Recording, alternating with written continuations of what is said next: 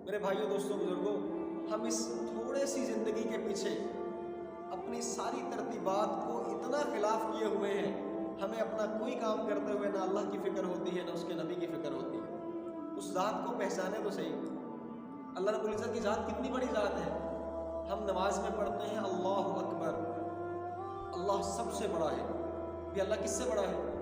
ہمارے ذہن کے تصورات بڑے چھوٹے ہیں۔ اللہ کس سے بڑا ہے؟ جبرائیل علیہ السلام کے بارے میں آتا ہے کہ ان کو سید الملائکہ کہا جاتا ہے، فرشتوں کے سردار۔ اب جبرائیل علیہ السلام کی جسامت اور قد و قامت کے بارے میں ایک روایت آتی ہے کہ اللہ رب العزت نے ان کو اتنی بڑی جسامت دی کہ ان کے 600 پر ہیں، اور اگر وہ اپنے صرف 2 پر کھول دیں، مشرق و مغرب کا سارا خلا اس کے نیچے آ جائے، تو باقی 500 جو 600 پر ہیں، باقی 598 کھولیں گے تو کہاں تک جائیں گے؟ اور ان کا قد کتنا ہے کہ وہ زمین پر کھڑے ہوں تو ان کا سر جا کے عرش کو لگے، اور عرش میرے بھائیوں 7ویں آسمان سے اوپر ہے۔ یہ جو 7 آسمانوں کی مسافت میں نے پہلے عرض کی کہ 3500 سال کی ہے۔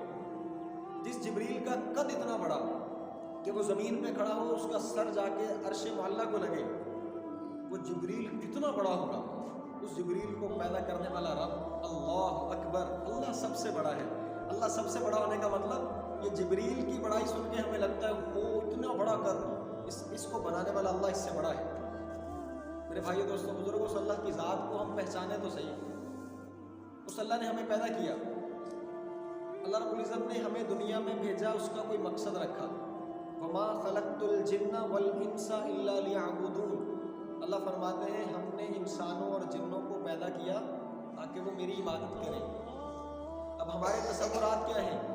عبادت ہم سمجھتے ہیں صرف 5 وقت کی نماز، روزہ اور حج اور زکوٰۃ کا نام ہے۔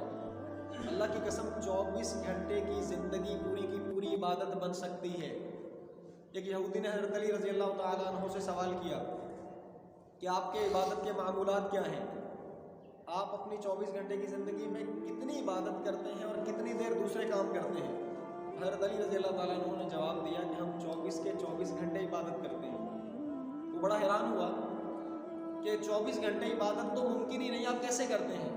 تو آپ رضی اللہ تعالیٰ عنہ نے کیا جواب دیا کہ ہم اپنا ہر کام اپنے نبی صلی اللہ علیہ وسلم کی سنت اور طریقے کے مطابق کرتے ہیں، اللہ ہمارے 24 گھنٹے عبادت بنا دیتا ہے۔ میرے بھائیو دوستوں بزرگوں، سمجھنا اسی بات کو ہے۔ اللہ کی قسم ہمیں دنیا میں بھیجا گیا ہے، ہم نے دنیا کے اندر رہنا ہے، لیکن دنیا ہمارے اندر نہ رہے۔ آج مسئلہ کیا ہے؟ ہم دنیا کے اندر نہیں بلکہ دنیا ہمارے اندر آ چکی ہے۔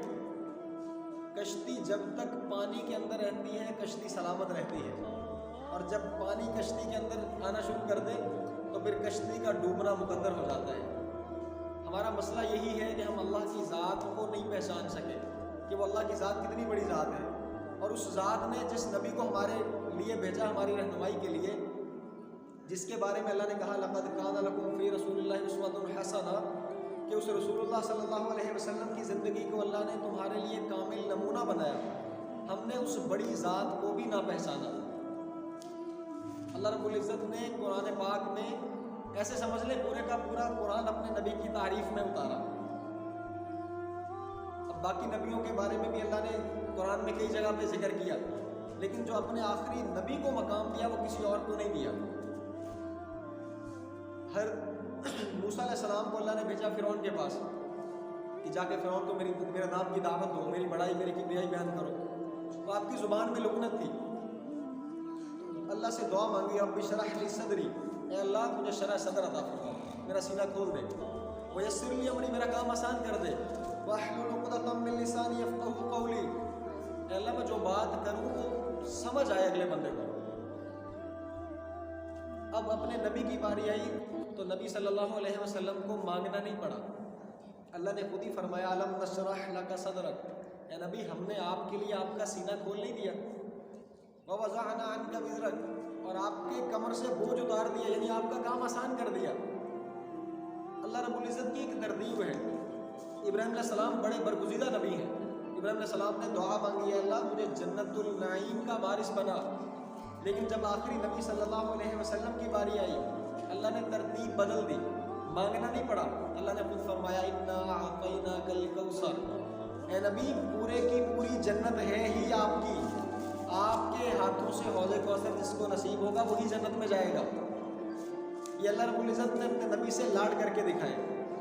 اب اللہ کے نبی صلی اللہ علیہ وسلم نے مختلف عبادت میں حد سے تجاوز کی کوشش کی، اللہ نے خود منع کیا کہ اے نبی ایک حد تک عبادت کریں، کچھ وقت آپ اپنے آرام کے لیے بھی نکالیں۔ سورہ مزمل میں اللہ نے کہا نا قم اللیل الا قلیلا، اے نبی رات کا کچھ حصہ آرام کریں اور کچھ حصہ عبادت کریں۔ اسی طرح آپ نے صدقہ و خیرات میں حد سے زیادہ تجاوز کرنے کی کوشش کی کہ ایک صحابی آپ کے پاس آئے، آ کے کہا یا رسول اللہ مجھے آپ کا کرتا پسند ہے، مجھے دے دیں۔ اللہ کے نبی کے پاس دوسرا کرتا بھی موجود نہیں تھا، آپ نے وہ بھی اتار کے دے دیا، اپنے بدن پہ کپڑے تک نہیں لے۔ اللہ نے اس بات سے بھی منع کیا کہ نبی اتنا بھی میرے راستے میں خرچ نہ کریں کہ خود پھر خالی ہاتھ ہو جائے۔ اللہ نے اس کام سے بھی تھوڑا سا روکا۔ عبادت بہت بڑا درجہ، اللہ نے کہا درمیانہ اعتدال پہ رہے۔ صدقات خیرات بہت بڑا اجر، لیکن اللہ نے منع کیا کہ نبی تھوڑا سا درمیانہ درجہ رکھے۔ لیکن جب باری آئی اخلاق کی، یہاں بھی اللہ منع کرتا کہ نبی ہر جگہ نرمی اچھی نہیں ہوتی، کہیں آنکھ بھی دکھایا کریں، کہیں سختی بھی کیا کریں، لیکن میں قربان جاؤں اخلاق کی باری آئی تو اللہ رب العزت نے ترتیب بدلی اور اللہ نے اللہ کی قسم شاباش دی۔ اللہ قرآن میں فرماتے ہیں اِنَّكَ لَعَلَىٰ خُلُقٍ عَظِيمٍ کہ اے نبی صلی اللہ علیہ وسلم جیسے اخلاق ہم نے آپ کو دیے ایسے اخلاق کائنات میں کسی کے ہے ہی نہیں، کہ آپ جیسی مثال دنیا میں ملتی ہی نہیں۔ آپ صلی اللہ علیہ وسلم سے بڑا اخلاق والا اللہ کی قسم کائنات میں نہ کوئی آیا اور نہ قیامت تک آئے گا۔ آپ صلی اللہ علیہ وسلم کے اخلاق کیسے تھے؟ غزوہ حنین کا واقعہ آتا ہے کہ غزوہ حنین میں ہلچل مچی، لوگ دوڑ رہے تھے، دوڑتے ہوئے ایک صحابی کا پاؤں رسول اللہ صلی اللہ علیہ وسلم کے پاؤں پہ آیا۔ وہ صحابی جن کا پاؤں آیا، اب انہوں نے ارادتاً پاؤں نہیں رکھا، پاؤں آیا تو اللہ کے نبی کے منہ سے نکلا ابو جعلتنی، اے میرے صحابی تو نے مجھے تکلیف دی۔ وہ صحابی خود بیان کرتے ہیں اس روایت کو کہ میں جلدی سے تیزی سے بھاگ رہا تھا تو رک نہیں سکا، لیکن ایسے ہی جب میں گھر پہنچا تو میرے ذہن میں یہ آیا کہ میں نے رسول اللہ صلی اللہ علیہ وسلم کو تکلیف دی، اب میری ہلاکت کا کوئی پیغام اترے گا۔ ساری رات یہی سوچتا رہا کہ میرا کیا بنے گا۔ دوسرے دن اللہ کے نبی صلی اللہ علیہ وسلم نے اعلان کروایا کہ اس صحابی کو بلایا جائے جس نے میرے پاؤں پہ کل پاؤں دیا تھا۔ اب وہ صحابی کو بلایا گیا، یہ کانپتے ہوئے آئے کہ پتہ نہیں میرے ساتھ کیا فیصلہ ہونے والا ہے۔ اللہ کے نبی صلی اللہ علیہ وسلم نے ارشاد فرمایا کہ کل جب تمہارا پاؤں میرے پاؤں کے اوپر آیا تھا، میرے ہاتھ میں چھڑی تھی، میں نے پلٹ کے تمہیں چھڑی ماری تھی، میں تم سے معافی چاہتا ہوں۔ وہ صحابی کہتا ہے یا رسول اللہ مجھے تو پتہ بھی نہیں، میں نے زرہ پہنی ہوئی تھی، اور زرہ اللہ کی قسم تلوار اثر نہیں کرتی، زرہ تو لوہے کا لباس ہوتا ہے۔